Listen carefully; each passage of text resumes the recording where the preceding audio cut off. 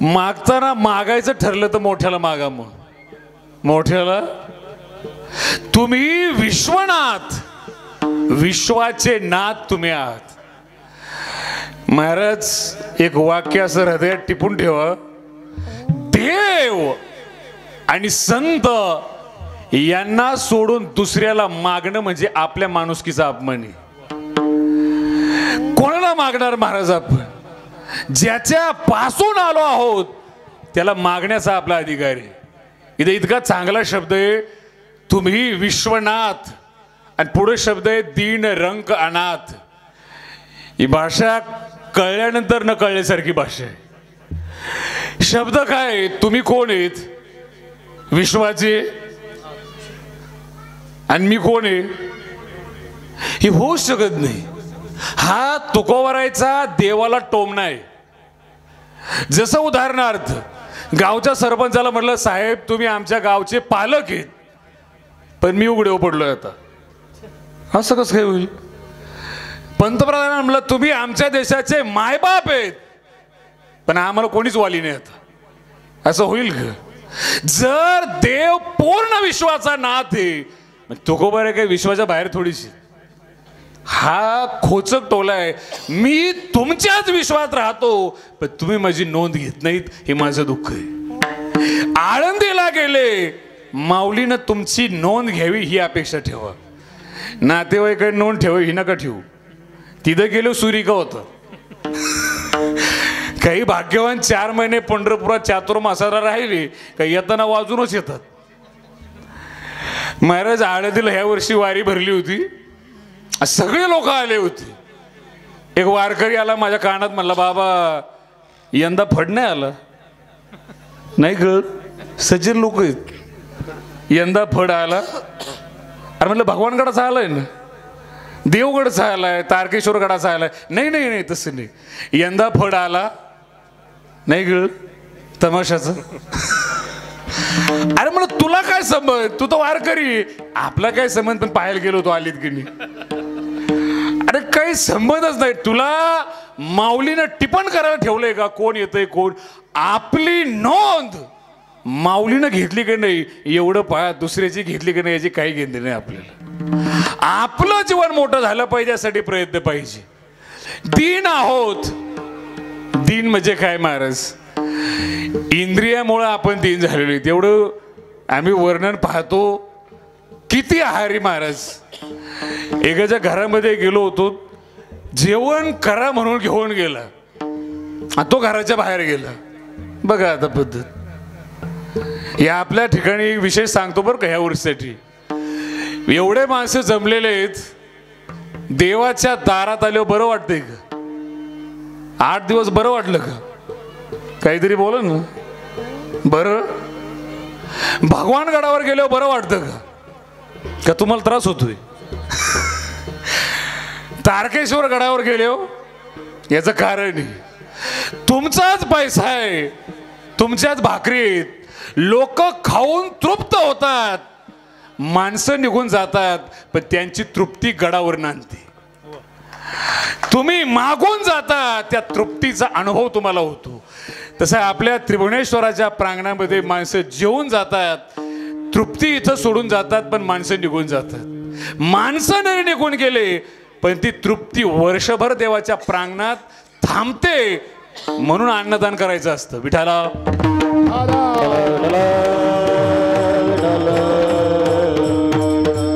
आता महाराज त्या माणसाची बायको तो बाहेर, आणि एक चांगल्या क्वालिटीचा टॉमी होता, आणि टॉमीला बिस्किट चालत होती त्याची बायको. ती म्हणायची बेटा बिस्किट खा.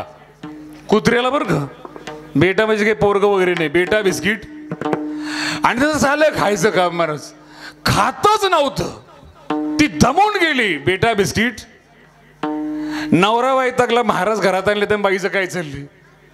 नवरा बायकोला म्हणला, अग नसन ऐकत तर दिन सोडून. ती काय म्हणली माहिती का? तुम्ही सुद्धा सुरुवातीला ऐकत नव्हती, पण दमादमानी नाही. काय जीवन आहे महाराज, इतकं आहारी गेलेलं जीवन नकोय. तुम्ही कालचं खाल्लेलं लक्षात राहत नाही इथपर्यंत ठीक आहे. घरात गेल्यानंतर तो आमच्या समोर बायकोला बोलतो, सकाळी जेवलो की मी, म्हणजे खाल्लंय काय ते सोडूनच द्या, पण जेवलोयच का नाही हेच जर लक्षात नसेल आणि हे कळत नसेल, अशा माणसाला ज्ञानेश्वरी कळणार का? आणि कोणत्या तोंडाने आम्ही ज्ञानेश्वरी त्याला सांगाव? ज्ञानेश्वरी हा विषय सगळ्यांच्या आवाक्यात येईल इतका सोपा नाही, पण प्रत्येकानं आवाक्यात घेण्याचा प्रयत्न करू नये इतका अवघड पण नाही. विठाला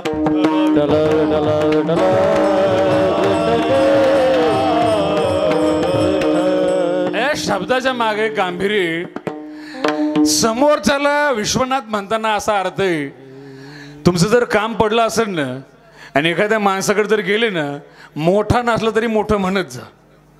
मोठं अशी आपली वाणी महाराज, कोणाला मोठंच म्हणून वाटत नाही. आता काही माणसं, आता निलेश महाराज तारीख घ्यायची, म्हणजे महाराज तुमचा मृदंग ऐकला खूप छान आहे, तुमची तारीख घ्यायची. पण ते आम्ही बीडला एक मृदंग ऐकला होता, ते तुमच्यापेक्षा बी चांगला होता. देईन का तारीख माणूस? नाही. बोलण्याची भाषा तर कळली पाहिजे महाराज, बोलणं सुद्धा कळलं पाहिजे. हे आमचे टाळकरी एवढे हुशार आहेत आदिनाथ महाराज, यांनी एका महाराजाला फोन लावला, म्हणले महाराज 10वीची तारीख घेता का? 10वीची तारीख? ते म्हणले घेऊ. कधी आहे 10वा? ते म्हणले पुढच्या महिन्यात 24ला. करंट लवकर लागला पाहिजे बरं का, भाषा पकडता आली पाहिजे. पुढच्या महिन्यात. तो कीर्तनकार माझ्याजवळ बसला होता, त्याला म्हणलं काय रे? ते मला आदिनाथ महाराजाचा फोन आला. म्हणलं काय 10वीची तारीख आहे? म्हणलं कधी? पुढच्या महिन्यात 24ला. म्हटलं माणूस कधी मरणार? असं काही ठरून माणूस मरत असतो का? त्या कीर्तनकारला कळलं नाही असं आपल्याला बी लवकर कळत नाही बरं का. आपल्याला कळावं याच्यासाठी एकच गोष्ट लागते, तिला कृपा म्हणताची दुसऱ्या चरणात.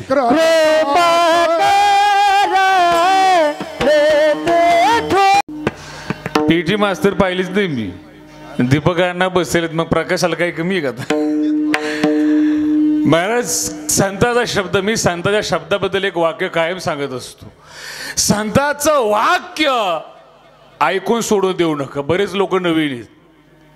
तुम्ही आज एवढ्या चांगल्या मंडपात आहात, मारुतराय समोर आहात, धर्माच्या मंडपात आहात, स्वतःच्या छातीवर हात ठेवून आत्म्याला प्रश्न करा, जन्म झाल्यापासून आजपर्यंत आपल्या मुखातून असा एक तरी सिंगल शब्द आला का? महाराष्ट्र 1000 वर्ष लक्षात ठेवेल. आहे महाराज, भारत लक्षात ठेवेल. असा एक शब्द इजिकल टू आपलं जीवन. असे 4 शब्द एकत्र आले एक चरण असतं, 4 चरण एकत्र आले एक ओवी असते, आणि 9035 ओव्यांचं एकत्रीकरण, याचं नाव ज्ञानेश्वरी. 16 वर्षाच्या मेंदूतून बाहेर आलेली चंद्र सूर्य आहे तोपर्यंत टिकणारी, याला ज्ञानेश्वरीचा शब्द म्हणतात. तो शब्द जो घेतो तो व्यक्तीच अमर होतो. भगवान बाबांनी तो शब्द हृदयात साठवला, म्हणून आज भगवान बाबा आपण आपल्या हृदयात साठवले. ही ताकद आहे महाराज संताची. आणि इतकी विशेषता आहे महाराज, भगवान शंकरासाठी आपण तरी फक्त एक रात्र जागतो. तुम्ही बाहेर जाऊन पहा, भगवान शंकर भेटावे मग काही आघोरी साधू अंगावर कपडे धारण करत नाहीत, अंगाला भस्म लावतात, आजीवन ब्रह्मचारी राहतात. हे सगळं कुणासाठी करतात? भगवान शंकर प्रसन्न व्हावेत. कारण पृथ्वीवर आता एवढा देव उरलाय जो लवकर प्रसन्न होतो. देव सुद्धा आता हुशार झालेली नाही. देव पहिल्यापासून हुशार आहेत बरं. जसं महाराज राम आणि रावणाच्या काळात जे युद्ध चालू होतं, दोघांचं युद्ध चालू होतं, आणि वर आकाशात देव आले. ते देव म्हणायचे जय हो जय हो. अरे पण कोणाची? ते मला जिंकलो सांगू, याला देव म्हणतात. खरं सांगतच नाहीत जोपर्यंत फायदा होत नाही. आणि भगवान शंकराचा असंही महाराज, ज्ञानेश्वरीमध्ये ओरिजिनल वर्णन शंकराचं आलेलं आहे. इतकं चांगलं वर्णन आहे भगवान शंकराचं. भगवान शंकर हे राजे होते 3 लोकांची, आणि त्यांनी समाजाला ओळखलं माणसं कधी धोका देऊ शकतात, म्हणून माणसातून उठून स्मशानात जाऊन बसायला पाहिजे. तुम्ही एक अनुभव घ्या, आपला सगळ्याचा माझ्या सकट परमनंट ॲड्रेस काय? परमनंट ॲड्रेस काय? स्मशानेश्वाकडा स्मरहर पिशाच्या सहचरी तथा. स्मशानभूमी हा परमनंट ॲड्रेस आहे. काही माणसं म्हणाल मी किती दिवस लागतील, म्हणलं 10-5 वर्ष. नाही म्हणले महाराज 20 वर्ष, म्हणलं 25 नंतर का होईना जागा तीच आहे. म्हणून भगवान शंकर म्हणतात लोकांनी नेऊन घालण्यापेक्षा माझा मी जाऊन बसलो. आणि जे मृत्यूची वाट पाहत थांबतात ते भगवान शंकर होतात. मृत्यूची वाट, मृत्यूला जिंकणारा हा भगवान शंकर असतो. आता जो अभंग आहे इतका छान अभंग आहे, तुमच्यासाठी अभंग आहे. कोणासाठी अभंग आहे हा? परमार्थ हा तुमच्यासाठी असतो. ज्ञानेश्वरी वाचताना आपली गफलत अशी होते, वाईट ओवी आला का आपण शेजाऱ्याकडे पाहतो आणि म्हणतो ही ओवी याच्यासाठी, त्याच्यासाठी नाही तुझ्यासाठीची. त्याच्यासाठी ओवी आहे, पण वाईट ओवी आली का दुसऱ्याकडे पाहतो. संताचं वर्ण आलं का स्वतःकडे पाहतो. हे सगळे गुण आपल्यामध्ये बसलेले. एक पक्क लक्षात ठेवा, स्मशानात भगवान शंकर राहतात, मूर्ख लोकांची संगत नको म्हणून राहतात. तुम्हाला कळेल असं एक सांगतो मध्ये, थोडी शांतता ठेवा फक्त, थोड्याच वेळ कीर्तन. काय महाराज, मी ज्यावेळेस शास्त्री करत होतो परभणीला, त्यावेळेस आपल्या इकडचे एक व्हिडिओ होती तिकडे, आणि ते जे होते ते मला नेऊन सोडण्यासाठी गाडीमध्ये आली आणि एसटी मध्ये बसवून दिलं. आता आमचे शेकडे सर डॉक्टरेट आहेत, ते मला बाबा म्हणतात. आपल्या भागाची पद्धत आहे, किती शिकलेला माणूस असो महाराजाला वय कमी असलं तरी बाबा म्हणतो. तर ते ह्या प्रेमानं मला म्हणले बाबा जपून जा. बाबा जपून माझं तिकीट फाडून दिलं आणि कंडक्टरला सांगितलं बाबाला देवराच्या स्टँडवर व्यवस्थित उतरवा. आणि अमेरिकेहून एक जण आला होता, त्याला पुण्याला जायचं होतं, परभणी नातेवाईक म्हणून थांबला होता, माझ्या पुढच्या सीटवर होता. नीट आहे का बरं का, तो माझ्याकडे पाहायला लागला. 10 मिनिट झाले, 15 मिनिट झाले, 20 मिनिट झाले, अर्धा तास झालं. माणसानं माणसाकडे बघायला हरकत नाही हो, पण माणसानं माणसाकडे किती वेळ पाहावं याला काही माणूस की आहे की नाही. पाहतच चालला मला साहेब काय, काही नाही, तुमची दया वाटते. कोणाची? बाबा म्हणला तुम्हाला पाठी वाजता येत नाही, तुम्हाला लोकांना बसून द्यावं लागतं, तुमच्यामुळं भारत मागे राहिला. कोणामुळं? माझ्यामुळं. अरे माझी इच्छा होती त्याला सांगायची की मी शिकलेलो आहे. आमचे सर आहेत 91% आहेत मला संस्कृतला, शास्त्री झालेलो आहे. मला तर सांगायचं होतं, सायन्सचा विद्यार्थी, तो ऐकतच नव्हता. तर नाही बाबा मला तुमचं पटलं नाही, रात्रीच्या शाळा माझ्या ओळखीच्या आहेत परभणीला, तुम्ही रात्री जॉईन करा. ऐका बरं का तुम्ही आता. आणि त्यानं ते सगळं सांगायला सुरुवात केली. जपाननं प्रगती केली, फ्रेंचची क्रांती झाली, अख्ख्या जगाचा इतिहास सांगितलं मला. त्याचं एकच वाक्य, तुमच्यामुळं भारत माग. माजलगाव मध्ये गाडी आली, ऐका बरं का, आणि धरणाची हवा त्याला लागली. माजलगाव धरली ना, त्या गार हवेनं काय फरक पडला काय माहिती. खाली उतरला आणि 2 किलो द्राक्ष घेतली, 1 किलो सफरचंद आणि 1 किलो चिकू. तो माणूस चिकू होता, तर ते माझ्यावर का प्रेम दाखवत होता मलाच कळत नव्हतं. सगळा माल घेतला आणि मला बाबा खा तुम्ही. आम्हाला पैसे तुमचे, नाही तुम्ही खा. अरे म्हणलं माझ्यामुळे भारत मागे राहिलाय. तो म्हणलं नाही बाबा तुम्ही खूप चांगली आहेत. म्हणलं याला काय झालं कडे, तो काय म्हणतो तुम्ही खूप. म्हणलं कस काय. म्हणला 3 तास झाले मी बडबड करतोय तुम्ही ऐकता, एवढं माझी बायको सुद्धा ऐकत नाही. तेव्हापासून मी एक सिद्धांत पक्का केला बरं का साहेब, मूर्खाला ज्ञान देण्यापेक्षा मूर्खाचं ऐकलं तर फळं खायला भेटतात. म्हणून मूर्खाला सांगू नका, त्याचं ऐकून घ्या. विठाला विठाला विठाला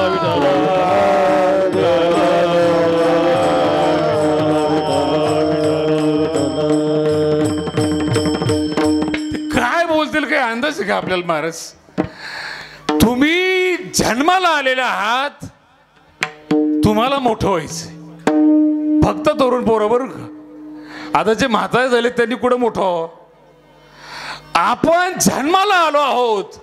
जगाचा विचार करू नका, तुमचा विचार करा. तुम्ही तुम्हाला मोठं करणं, ज्ञानोबरेचा आशीर्वाद प्राप्त करणं. माझे एक मुंबईला बरेच मुलं आहेत बरं का, आता कांजूर मारला घेऊन गेले होते आणि त्या गेल्या वर्षी आपल्याकडे क्रेटा नव्हती. मी बस स्टॉपवर उभा होतो. सगळे ऐका बरं का व्यवस्थित. बस स्टॉपवर उभा आणि BSTच्या गाड्या काही 5-10 मिनिटाला येत असतात.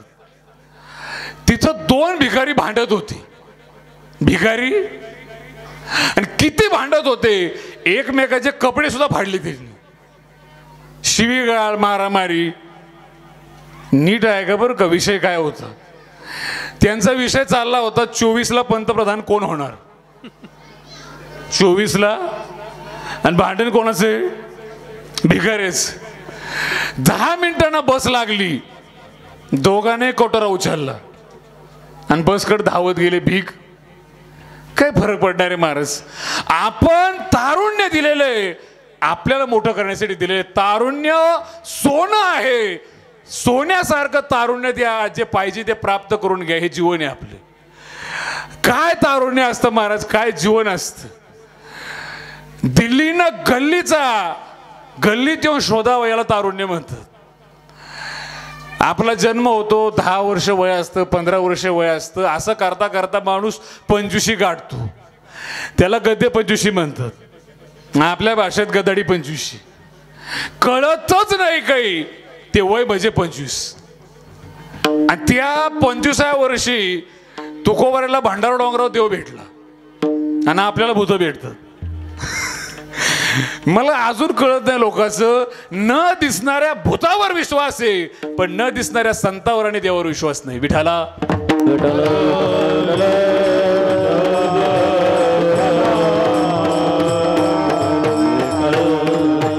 तुम्ही अंदाज घ्या ना कधीतरी. न दिसणाऱ्या भूतावर विश्वास आहे, पण न दिसणाऱ्या देवावर विश्वास नाही. आता हे तारुण्यामध्ये 25चं वय आणि आपला काळ जातो कुठं महाराज. आणि दुसरा टप्पा आहे 16व्या वर्षी माझं राज्य स्वतंत्र असावं. मला बापाच्या मालकीचं काही नकोय. माझा धर्म दुसऱ्याच्या अंडरमध्ये आहे, पारतंत्र्यात आहे. आमच्या स्त्रिया दुःखात आहेत, लहान लेकरं दुःखात आहेत. मला माझा धर्म मोकळा करायचा. हा विचार करून वयाच्या 16व्या वर्षी रक्ताना अभिषेक करून स्वराज्याची शपथ घेतली. त्याला शिवाजी महाराज म्हणतात. 16व्या वर्षी हो. आणि आपले 16व्या वर्षी एखाद्या गल्लीत एखादीच्या मागं फिरत. 2 वर्ष फिरल्यानंतर मित्राला सांगतो, काय 2 वर्ष फिरलो याचं आज फळ भेटलं. 2 वर्ष फिरलो याचं आज फळ काय भेटलं. ती आज बोलली नाही ग. काय बोलली. लग्नाला तयार झाली का. नाही. परत जर गल्लीत दिसला टंगडं मोडून हातात येईल. अरे काय जीवन आहे. 16 वर्ष आणि 25 वर्ष तिघोबर आहे आणि ज्ञानोबर आहे. काय शिवाजी महाराजाला मारण्यासाठी औरंगजेबाला तख्त सोडावं लागलं दिल्लीचं आणि गल्लीत महाराष्ट्राच्या फिरावं लागलं. शेवटी ह्याच महाराष्ट्रात मरण आलं. आज त्याला बांधलंय, त्याला औरंगाबाद म्हणतात. अलीकडचा काळ चांगला आहे, संभाजीनगर झाले. हे तारुण्य आहे. हे तारुण्यातलं कर्तृत्व आहे महाराज. फक्त आपल्याला गाठ पडली पाहिजे. तुम्ही जन्माला आलेले आहात.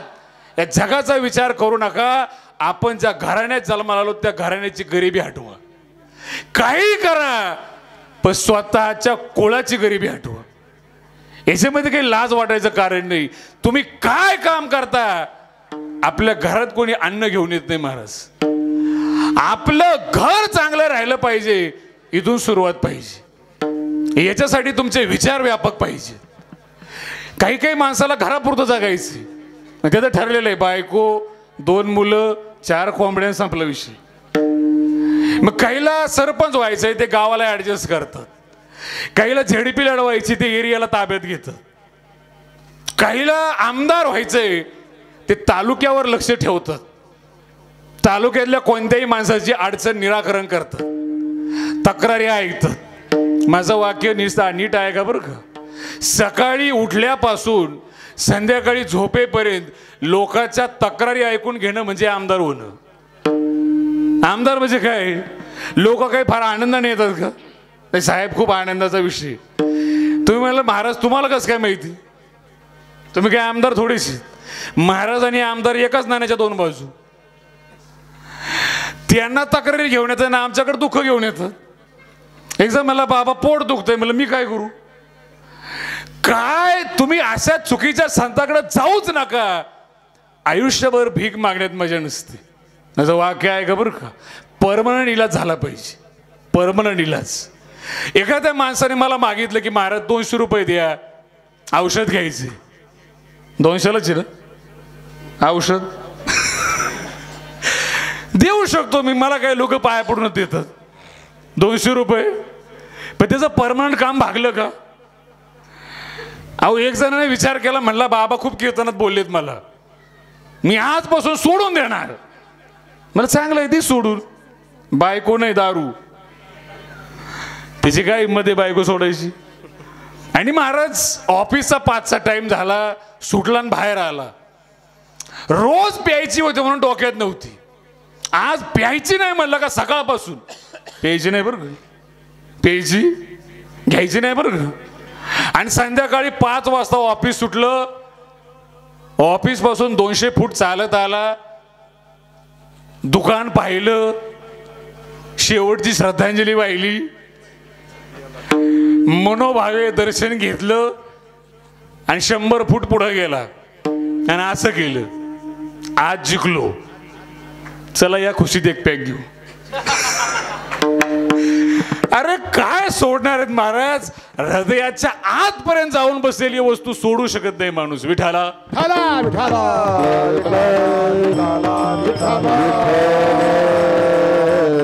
एक माणूस तंबाखू अशी थापटत होता, अशी सांगत होता दारू पिऊ नको बरं का तू.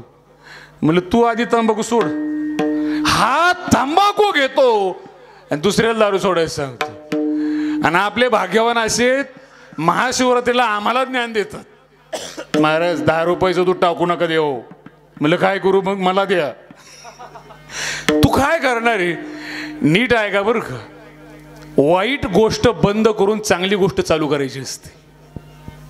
चांगली गोष्ट बंद करून चांगली गोष्ट चालू करायची नसते. तुम्हाला असं वाटतं ना 10 रुपये दूध महाग आहे, 100ची क्वार्टर बंद कर ना. बरोबर आहे का? 10 रुपयाची काय बंद कर. चुकीची गोष्ट बंद करा आणि चांगल्या गोष्टीला प्राधान्य द्या. याला जीवन म्हणतात. आणि कर्म तरी काय हो? कर्म हेच आहे, दारूच्या ऐवजी दूध प्या, घराच्या ऐवजी गावासाठी कार्य करा. लोक तुमची नोंद घेतल्याशिवाय राहत नाहीत. विठाला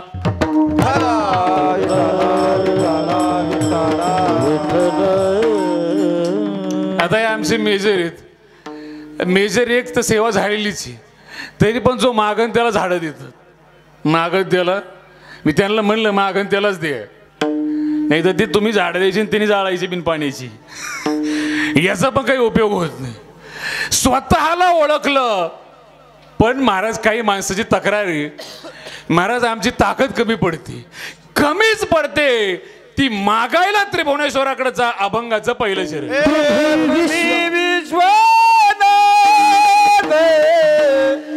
तुम्ही विश्वनाथ,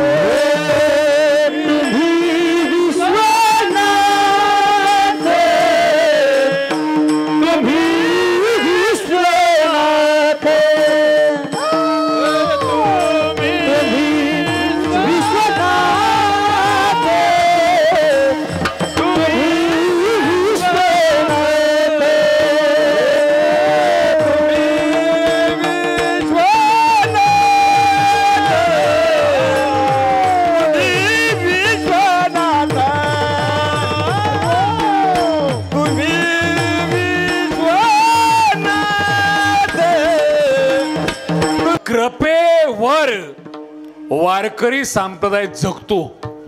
हे खूप महान वाक्य आहे बरं का. वारकरी संप्रदाय कृपेवर जगतो, प्रयत्नावर जगत नाही. दृष्टांत सांगावंच लागेल, तू त्याशिवाय कळणार नाही तुम्हाला.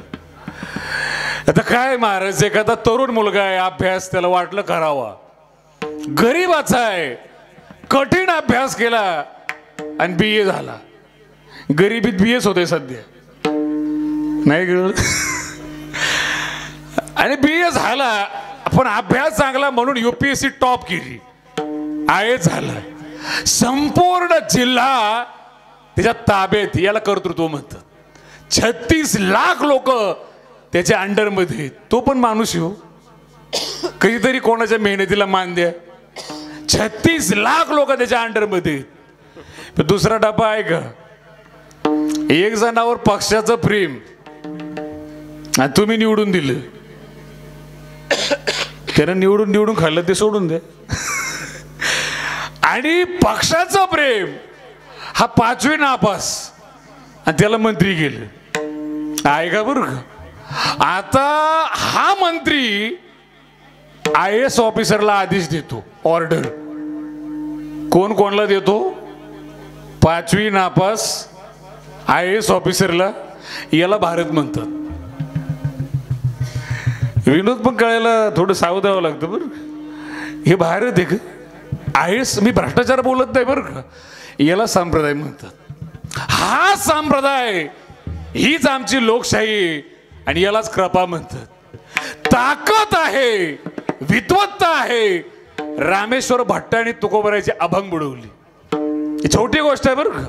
भट्टाला म्हणा, अरे शेतकऱ्याच्या पोराने जो अभंग गायला, तू तर भट्ट आहेस, विद्वान आहेस, दशग्रंथी आहेस, तुझ्या मुखातून एखादा अभंग का नाही येत. काय आमच्या माऊलीची कृपा नाही, काय नाही. माऊलीनं जर कृपा केली तर मुखातून अभंग बाहेर येतो. IAS officer. ताकद कोणाची, कृपेवर जगतो सांग, पण कृपा कुणावर होत नाही. आणखीन एक विशेष या ठिकाणी आहेत. खंडूबाबाच्या काळामध्ये, अंतिम काळामध्ये त्यांना नोकरी लागली होती, आहे का बरं का. त्या ग्रहस्थानं नोकरीला लाथ मारली. असं होईल का कधी. 10-15 लाख भारतात लोक, आणि नोकरीला लाथ मारली आणि खंडूबाबाची सेवा केली. त्याचा परिणाम काय झालाय ते कीर्तन सांगायसारखं नाही. ती त्यांना पटणार नाही, मी सांगितलं. पण आज घडीला माझ्या भाषेत पृथ्वीवरती महंत नामदेव शास्त्री बाबांच्या गालाचा कीर्तनात एकच माणूस मुका घेऊ शकतो, ते म्हणजे आमचे शरद वारे महाराज. एवढं प्रेम, इतका विश्वास शास्त्री बाबाचा त्यांच्यावरती, आणि त्याच्याकरता संसाराची राख रांगोळी झालेली. विठाला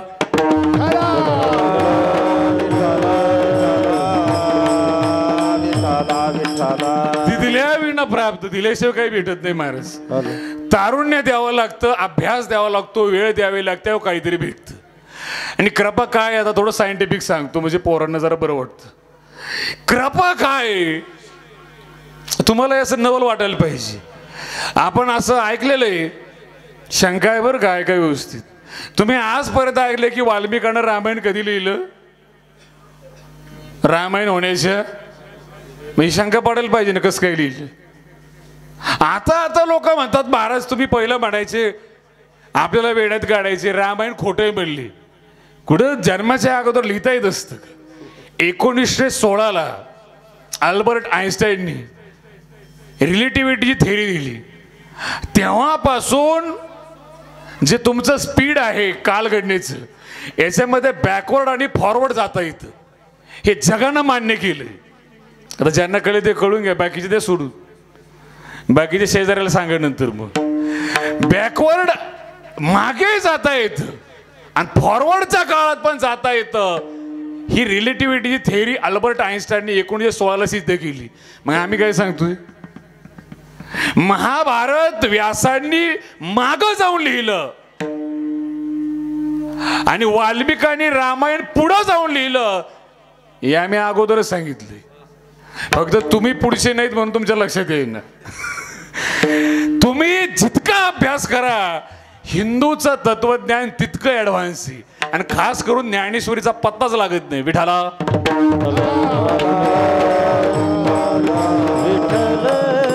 आम्ही सांगायचो एका जागेवर ऋषी बसले, ध्यान लावलं आणि जगाचं ज्ञान त्यांच्याकडे आलं. पटतं तुम्हाला? नाही पटत ना? आता पहा बरं का, मोबाईल तुमच्यात हातात आहे. न्यूयॉर्क टाइम्स नावाचा पेपर वाचायचे 2 प्रकार. आज संध्याकाळी मुंबईवरून एरोप्लेनने जायचं, फ्लाईट पकडायची, उद्या सकाळी न्यूयॉर्कला पोहोचायचं आणि आजचा शिळा पेपर उद्या वाचायचा. आणि दुसरा प्रकार, मोबाईलचं नेट ओपन करा अँड्रॉइडचं आणि न्यूयॉर्कची PDF डाउनलोड करा आणि इथं बसून वाचा 1 मिनिटात. कसं झालं? मोबाईल डिव्हाइस त्याच्यामध्ये सपोर्टिंग सॉफ्टवेअर आहे आणि सपोर्टिंग सॉफ्टवेअरला अंतराळातल्या वेव्ज कनेक्ट आहेत. फक्त तुम्ही कनेक्ट केल्या पाहिजेत. तुमचं शरीर हे डिव्हाइस आहे, त्याच्यामध्ये मन बुद्धी चित्त अहंकार हृदय हे सपोर्टिंग सॉफ्टवेअर आहे. त्याचं अंतराळात पांगलेल्या परमात्म्याच्या लहरीशी मिलन करा, त्याला ई मिलन म्हणतात. ते मिलन झाल्याबरोबर कृपा लागते. ती कृपेने मिलन झाल्याबरोबर एका शेतकऱ्याचा मुलगा शाळेत न जाणारा गाथामुखातून येतो, याला वारकरी संप्रदाय म्हणतात. हे आम्हाला आजपर्यंत सांगता आलं नाही, पण इथून पुढे सांगता येणार नाही असं तुम्ही समजायचं नाही. विठाला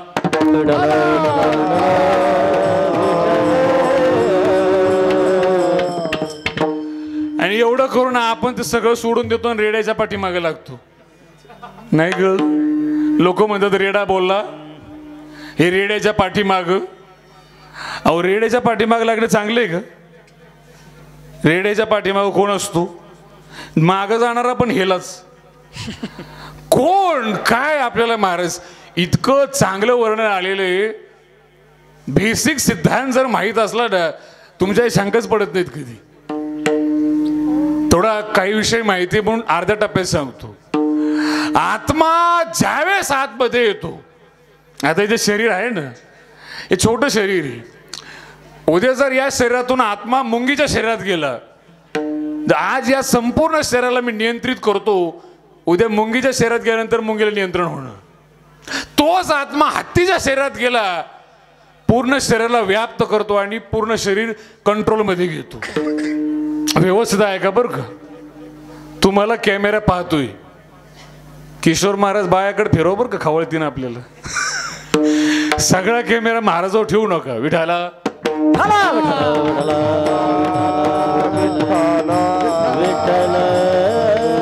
आता महाराज हा जो रेड्याचा प्रकार आहे ना, आता पाठप्पा लक्षपूर्वक ऐका. ज्या शरीरात आत्मा गेला तितकं व्यापक असतो. आणि माणसाच्या जन्माला येताना आत्मा प्रवेश करण्याची जागा उपनिषद सांगतं. तत्र मूर्धाम विदारेत, टाळूची जागा आहे, हिला फोडून या जागेवरून आत्मा येतो. म्हणून ती जागा ढिल्ली असते. बाया भरपूर आहेत, त्यांनीच मंडप भरवलाय. ज्यानं त्यांना